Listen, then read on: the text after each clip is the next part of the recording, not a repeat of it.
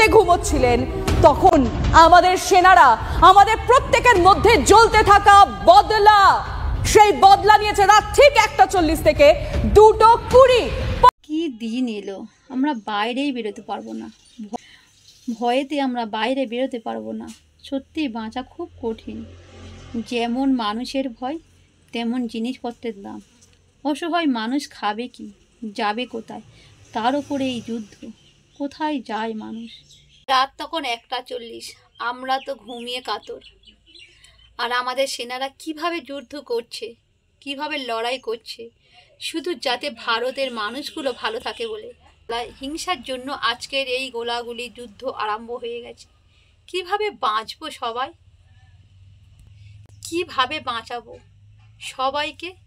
জানি আমরা তো কোনো দিক দিয়েই কিছু করতে পারবো না, কিন্তু যারা আমাদের জন্য কিছু করতে পারছে তাদেরকে অনেক ধন্যবাদ, তাদের পরিবারে অনেক ধন্যবাদ। কারণ তারা যদি না সাপোর্ট করতো, কারণ তারা আমাদেরকে যদি না, আমাদের জন্য যদি না যুদ্ধ করতো, তাহলে আজকে আমরা বাঁচতাম না, আমরা সবাই সকালটা দেখতে পেতাম না। পর 4টি বড় এয়ার ও গ্রাউন্ড স্ট্রাইক একেবারে প্রিসিশন ওয়েতে বলা যায়, নির্দিষ্ট করে বেছে বেছে ঘাঁটি পড়িয়ে দিল ভারতীয় সেনারা। ভর একাধিক প্রত্যাঘাত হয় পাক জঙ্গি ঘাঁটিতে। পরপর অভিযান চালিয়ে জঙ্গি হামলার প্রতিশোধ ভারতের। আমরা গোটা দেশ চাইছিলাম এই বদলা, গোটা দেশ। আমাদের প্রত্যেকের মধ্যে এই আগুনটাই জ্বলছিল, যে আগুনটা আজ পাকিস্তান। লিমা, একই সঙ্গে আমরা 5টা ছবি দেখাচ্ছি। মানুষের মনে যে আগুন জ্বলছিল, আজ পাকিস্তানে সেই আগুন জ্বলছে বোমা গুলিতে। কোথায় কোথায় হামলা চালানো হয়েছে চলুন দেখি। মুহূর্তের ছবি, ভাওয়ালপুরে হামলা, জৈশ-ই মোহাম্মদের যে সদর দপ্তর ছিল সেখানে হামলা চালানো হয়েছে। মাসুদ আজহার কি অবস্থায় আছে এখনো পর্যন্ত কোনো খবর নেই। গুড়িয়ে দেওয়া হয়েছে জৈশের হেডকোয়ার্টার, লস্করের হেডকোয়ার্টার লাহোরের খুব কাছেই, সেখানে অ্যাটাক করা হয়েছে। হিজবুল্লাহর হেডকোয়ার্টার, সেখানে অ্যাটাক করা হয়েছে। একের পর এক হেডকোয়ার্টারে অ্যাটাক করেছে ভারতীয় সেনা। পাশাপাশি পাকিস্তানের তরফ থেকে আমরা দেখলাম তারা ভারতের আকাশ সীমায় আসার চেষ্টা করেছিল, কিন্তু ভারতের যে এয়ার ডিফেন্স সিস্টেম শুরুতেই বাধা হয়ে দাঁড়িয়েছে। কোথায় কোথায় জঙ্গি ঘাঁটি হয়েছে, যেমন পাকিস্তান ইটটি ছুঁড়েছিল, তেমনি আমাদের ভারতের সেনাবাহিনী পাটকেলটিও মারছে। দেওয়া হচ্ছে ইট ছুড়লে পাটকেল খেতে হবে। ভাওয়ালপুর, মুর্দিকে, তেহরা কালান, আমরা জানি রাখবো শিয়ালকোট, ভীমবের, বার্নালা, কোটলি, মুজফ্ফরবাদ, এই সমস্ত জায়গায় যেখানে একের পর এক জঙ্গি ঘাঁটি রয়েছে, সেই সমস্ত ঘাঁটির আর কোনো অস্তিত্ব নেই। ভারতীয় সেনা সেই জঙ্গিদের অস্তিত্ব রাখেনি। এক এক করে 50 জন জঙ্গি নিকেশ হয়েছে। ভারতীয়দের মারবে, বারবার এটা বলেছিলাম, যে কোনো সময় প্রত্যাঘাত হবে, যে কোনো মুহূর্তে পাকিস্তানকে দুর্মুশ করে দেবে। দুশ্মনকে সরানোর জন্য ভারতীয় সেনা সব দিক থেকে প্রস্তুত ছিল। কি আকাশ, কি স্থল, কিংবা জল, নৌবাহিনী থেকে শুরু করে এয়ার ডিফেন্স সিস্টেম, সমস্ত কিছু একেবারে প্রস্তুত ছিল। আর এই স্ট্রাইকের অপেক্ষাই তো করছিল গোটা দেশ। 12টা বৈঠক করেছেন পরপর। গতকাল রাত 8টার পর থেকে তিনি ওয়ার রুমে বসে পুরো বিষয়টা মনিটর করছেন। দিল্লির এই গতকাল রাতে প্রধানমন্ত্রী তো দফায় দফায় বৈঠক করেছিলেন। আর এই মুহূর্তে দিল্লির কি খবর? দিল্লির কি খবর? দেখো, যে খবর আমরা পাচ্ছি, স্বয়ং প্রধানমন্ত্রী নরেন্দ্র মোদী আজ সকাল 11টার সময় ক্যাবিনেট কমিটি অন সিকিউরিটির বৈঠক ডেকেছেন। ক্যাবিনেটের আলাদা করে বৈঠক হবে এবং যে খবর আমরা পাচ্ছি যে প্রত্যাঘাত করা হয়েছে, এই প্রত্যাঘাত কিন্তু সাময়িক প্রত্যাঘাত, শুধুমাত্র সার্জিক্যাল স্ট্রাইক নয়। এবার সরাসরিভাবে সম্পূর্ণ যুদ্ধের জন্য প্রস্তুত রয়েছে ভারত।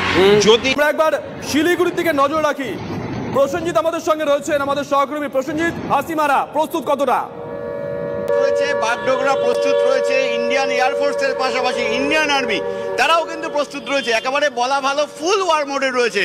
গতকাল রাতে যখন পাকিস্তানে এই এয়ার স্ট্রাইক হচ্ছে, যখন আর্মি এবং ইন্ডিয়ান আর্মি সড়ক পথে, ভূমিপথে তারা হামলা চালাচ্ছে, আকাশপথে বায়ুসেনা তাদের মিসাইল নিয়ে গিয়ে পাকিস্তানের জঙ্গি ঘাঁটি গুড়িয়ে দিচ্ছে, এই ছবি গোটা রাত আমরা দেখলাম। তার আগে দফায় দফায় যে মহড়া আমরা দেখেছি, সেই মহড়াতে কিন্তু বাড়তি গুরুত্ব দেওয়া হয়েছিল উত্তরবঙ্গকে, কারণ এই উত্তরবঙ্গ করিডর চিকেন নেক এই জায়গাটাও কিন্তু অত্যন্ত গুরুত্বপূর্ণ। যে কথাটা জ্যোতির্ময় বলছিল, যদি যুদ্ধ লাগে শুধুমাত্র পাকিস্তান সীমান্তে সেই এলাকাতেই যুদ্ধ হবে এমনটা নয়, একই সঙ্গে দেখতে হবে পাকিস্তান বিভিন্নভাবে রিটালিয়েট করার চেষ্টা করতে পারে। পরিমাণেই পাকিস্তানের এই যে পিওকে এই ঘাঁটিগুলোকে ধ্বংস করে দেওয়া সম্ভব হয়েছে।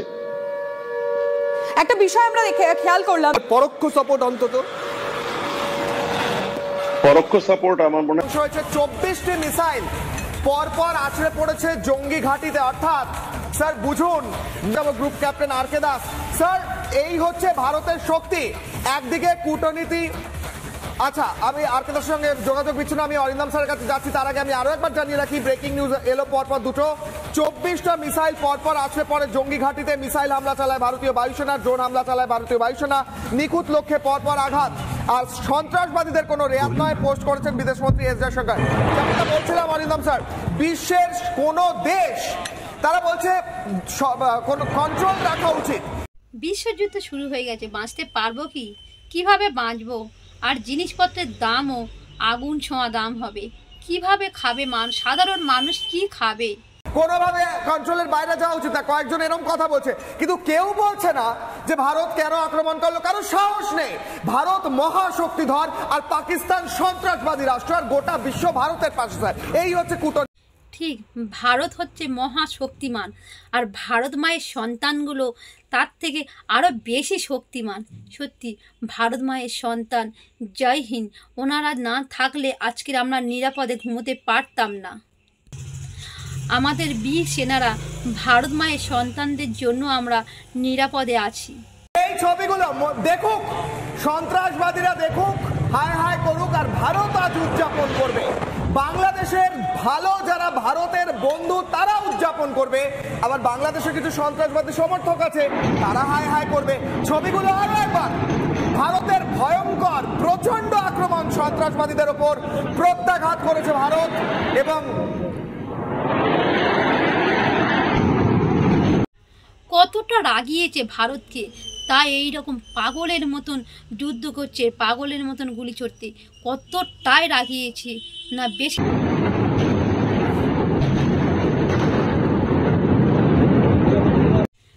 সত্যি কোনোদিন ভাবিনি এইভাবে যুদ্ধ দেখতে হবে।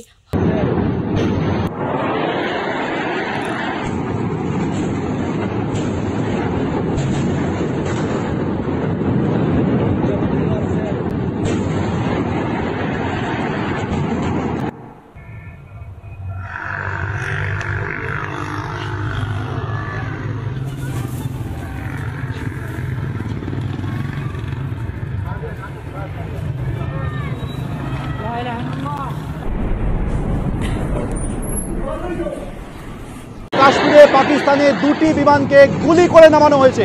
আরো একবার জানাবো, এই মুহূর্তে সব থেকে বড় খবর, পাকিস্তানের দুটি বিমানকে কাশ্মীরে গুলি করে নামানো হয়েছে। মা তুজে সেলাম, ভারত মায়ের সন্তানকে সেলাম। আর পাক অকুপাইড কাশ্মীর, পাকিস্তানের 9টি জঙ্গি ঘাঁটি গুঁড়িয়ে দেওয়ার পর পাকিস্তানের এয়ারফোর্স অ্যাক্টিভ হয়ে গিয়েছিল। আর এই মুহূর্তে খবর পাওয়া যাচ্ছে কাশ্মীরে পাকিস্তানের দুটি বিমানকে গুলি করে নামানো হয়েছে। অর্থাৎ বুঝতেই পারছেন ভারত যেভাবে কঠোর পদক্ষেপ নিয়েছে, একেবারে নাছোড় মনোভাব দিয়েছে যে জঙ্গিদের যেমন ঘাঁটি গুঁড়িয়ে দেওয়া হবে, পাশাপাশি পাকিস্তানের তরফ থেকে যদি কোনো কঠোর পদক্ষেপ করা হয় তারও যোগ্য থেকে যোগ্যতম জবাব দেওয়া হবে। আর এই মুহূর্তে খবর পাওয়া যাচ্ছে পাকিস্তানের বিমান গুলি করে নামানো হয়েছে। সুকান্ত, পাকিস্তানের বিমান গুলি করে নামিয়েছে ভারতীয় সেনা। যে বিভিন্ন রকম তথ্য আসছে, সেই বিভিন্ন রকম তথ্যের মাঝখানে এই মুহূর্তে যে খবরটা আমরা পাচ্ছি যে ভারতের তরফে ভারতের যে এয়ার ডিফেন্স সিস্টেম রয়েছে, সেই এয়ার ডিফেন্স সিস্টেম একটি পাকিস্তানি জেটকে তাকে ধ্বংস করেছে। একটি পাকিস্তানি জেটকে ধ্বংস করা হয়েছে, যেটা এখনো সুবিচার হয়েছে। জয় হিন্দু, ভারতের হিন্দু সেনার জয়। বন্দে মাতারাম দিয়ে ভিডিওটা শেষ করলাম।